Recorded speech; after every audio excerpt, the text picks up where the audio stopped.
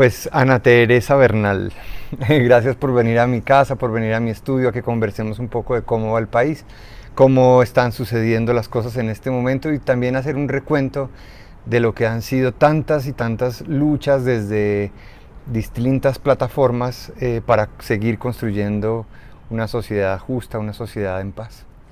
Pues mira que la agradecida soy yo, porque qué mejor que estar en este espacio tan lindo, tan lleno de música, tan lleno de creación, de buenas energías para hablar de la paz de Colombia. Entonces, digamos que la intención es que ayudemos a reflexionar a la gente sobre el momento que está viviendo el país. ¿Tú cómo lo ves? Pues mira, hemos estado, por supuesto, desde nuestra esquina, pensando mucho en el papel del arte y de los artistas, de la cultura en esta consolidación de una paz.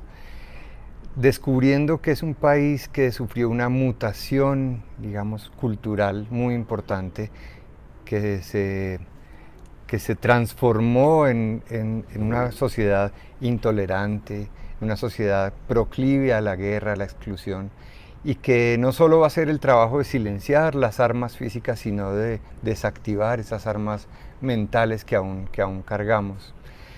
Y eso yo creo que los artistas tendrán un papel definitivo en una nueva etapa de este país. Lo que cantemos, lo que actuemos, lo que bailemos, lo que pintemos será definitivo para reflejarnos y transformar eso que nos ha tocado tan pesado. Yo, yo sé que este país de hoy es un país mucho más consciente, pero también creo que debemos reconocer todas las cosas que históricamente se han hecho en, en, en torno a la paz. Y en ese sentido, cosas como la Semana por la Paz, que tiene ya tantos años encima, tantas luchas que tú has liderado en el país, nos tienen que servir de reflejo y además de tu mano, pues una guía importante para entender cómo caminar estos nuevos pasos, Anate. ¿Cuál es la diferencia entre ese país que tú has conocido tanto y el que estamos viviendo hoy? Pues yo creo que este país ha tenido como épocas diferentes en relación con la necesidad de la paz. Yo creo que en la década del 90, finales de la década del 90, que hubo un momento tan tremendo en la confrontación. Yo no sé si tú recuerdas que finales del 90 fueron todos estos operativos que hubo en el Caquetá de las FARC, que fueron las tomas del Villar, también el MeToo, bueno, una cantidad de acciones en donde hubo la retención de muchos militares, luego vinieron los secuestros, pero también había un auge del paramilitarismo, dieron situaciones como la desaparición Finales de los forzada, 90. finales de los 90, principios del 2000. Hubo un momento en que la sociedad civil colombiana dijo no más, y fue un momento crucial. No sé si recuerdas el mandato por la paz. Así es. Pues en ese momento fue la sociedad civil la que abanderó un proceso y dijo no queremos más guerra, no queremos más secuestros, ni desaparecidos, ni niños en la guerra, ni más dolor, y tuvimos 10 millones de votos en ese mandato. ¿Y la sociedad civil de hoy en día, cómo la ves? Entonces, ¿qué pasa? Que en ese momento de auge de la guerra tan brutal, la sociedad civil se levantó en contra de eso. Luego viene el tema del Caguán, del proceso del Caguán, que fracasó y que fue una gran desesperanza y que fue para la gente fue una frustración enorme. Entonces se recomponen, digamos, como las cosas, pero se recomponen de una manera muy forzada, que fue todo el tema de la negación del conflicto. No hay conflicto, esto tiene que ser la lucha antiterrorista, aquí no hay historia, digamos, no hay. Entonces viene luego una propuesta de negociación, que es la que abanderan el presidente Juan Manuel Santos y las FARC, y ya la sociedad no estaba en la misma sintonía. Es que eso es como cuando el dial de las emisoras, ¿no? Uno le va dando hasta que sintoniza, ¿no? En el 97 hubo una sintonía. Después pasaron tantas cosas, tantas mentiras, tantas frustraciones, que la gente ya no lograba sintonizarse. Viene el plebiscito y lamentablemente pasa, hay muchas mentiras y la sociedad no logra sintonizarse, conectarse con el proceso. Pero eso no quiere decir que el proceso haya sido, no había que hacerlo, no quiere decir que la paz no había que hacerla. O sea, yo pienso que este país, después de 50 y tantos años de guerra con las FARC, haber logrado un acuerdo de paz, fue un acontecimiento todavía no valorado lo suficiente, no dimensionado. Y si nos dijeran exactamente todo el tiempo, mire, es que ha habido tantos menos muertos, tantos menos secuestrados, tantos menos niños en la guerra, entenderíamos. Cuando uno va a las regiones, la gente sí sabe de qué estamos hablando. Los que estaban viviendo la guerra saben de qué estamos hablando. Yo he podido ver y escuchar de primera mano en esos viajes también una sociedad más dispuesta a perdonar en las comunidades, en los municipios, en los corregimientos, más proclive a la reconciliación que la gente que está en las ciudades. La gente que vio la guerra en televisión parece no estar sensibilizada con la necesidad y la importancia y la urgencia de digamos, de detener las balas, y por eso siento que es un momento en el que también la presión de la sociedad civil en torno a temas como la protección de los líderes, en torno al tema de regresar al cese al fuego con el ELN, cómo hacer que esta sociedad empiece a movilizarse nuevamente de manera creativa, activa, en estos temas que deberían ser para todos muy importantes. Pues yo creo que no puede seguir sucediendo que el proceso nos lleve a una frustración más de las que ya ha tenido el pueblo colombiano. Cuando digo eso, no puede seguir que cada día haya más asesinatos de líderes sociales como consecuencia de haber apoyado, de haber estado de alguna manera vinculado a este proceso.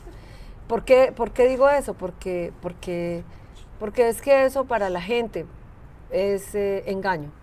Así es. O sea, la gente entiende, yo crecí oyendo que muchas veces los acuerdos de paz habían sido engaños, que a Guadalupe Salcedo se le engañó y se le traicionó y después se le hizo firmar la paz y después se le asesinó, que la historia de Colombia estaba hecha de engaños, que a Carlos Pizarro después de haber firmado la paz y que los que querían hacer la paz también Entonces eso es muy doloroso y terrible y frustrante. Tenemos que lograr, y por eso para mí la coyuntura actual, que es una coyuntura en donde se juntan muchas cosas, se junta un proceso en donde hay un acuerdo y hay que cumplirlo, se junta ahora un proceso electoral, candidatos a la presidencia, al Congreso, etcétera. Tenemos que apostarle a consolidar la paz. O sea, Colombia no puede tener otros 53 años de guerra y de violencia. Es que son 8,5 millones de personas que fueron o asesinadas o desplazadas o desaparecidas o de alguna manera violentadas por la guerra. Nosotros no podemos seguir en esa dinámica. Colombia tiene que irse por la avenida, el ancho camino de la paz, que además es hermoso, es creativo.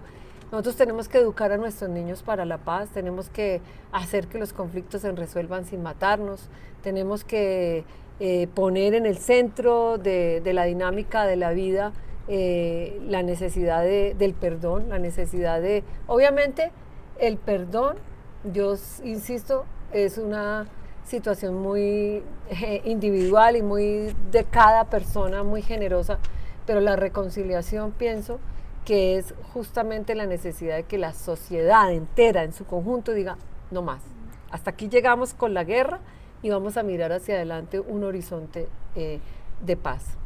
Anate, mira que nosotros llevamos muchos años haciendo cosas de activismo, saliendo a las calles, marchando, inventándonos cosas con la lúdica, con la cultura, y me ha llamado mucho la atención que en estas elecciones particularmente muchas de las personas que conocemos han decidido, como tú, dar el paso hacia la incidencia política real.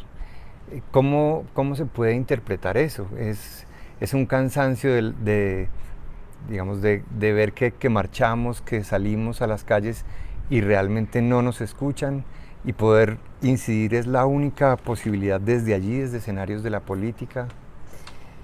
Pues yo creo que, a ver, esa decisión no era nada fácil porque digamos que en nuestros sectores existe como un poco el tabú, ¿no? De que no podemos dar ese paso porque de pronto se legitima lo que uno hace.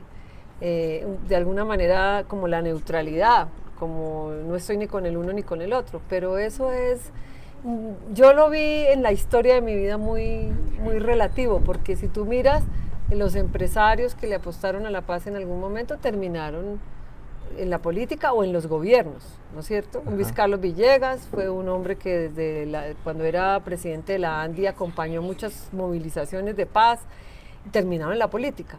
Y casi todos, Francisco Santos, o de todos los sectores, de alguna manera terminaron o en la política o en los gobiernos. Y nosotros, ¿no? Los de las ONGs, siempre decíamos, no, pero ¿cómo vamos a hacer política? Que eso es como el coco, como engañar a la gente. No, es que resulta que donde se hace la política pública, es o en el Congreso, que hace proyectos de ley, o en el gobierno, que toma las decisiones y hace actos administrativos y gobierna. Entonces no nos podemos quedar tampoco sin que lo hagan. Entonces pienso que es tan valioso quienes desde cualquier escenario siguen trabajando por la paz, en el arte como tú, en la poesía, en la música, en el deporte, etcétera, como estar también comprometido con un proyecto político. Entonces es una decisión que no es fácil de tomar, pero creo que la coyuntura que vive del país nos lo demostró la misma discusión del acuerdo de paz en el Congreso. O sea, no había congresistas que le apostaran a la paz. O sea, muy poquitos eran los que le apostaban a la paz. Los otros querían hundir totalmente el acuerdo.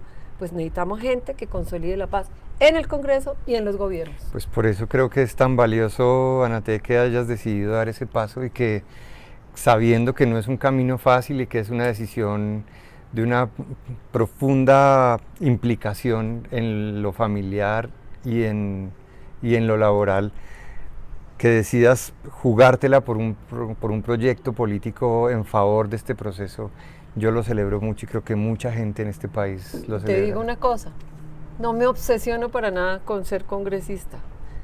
Creo que uno puede jugar un papel ahí, si llega, perfecto.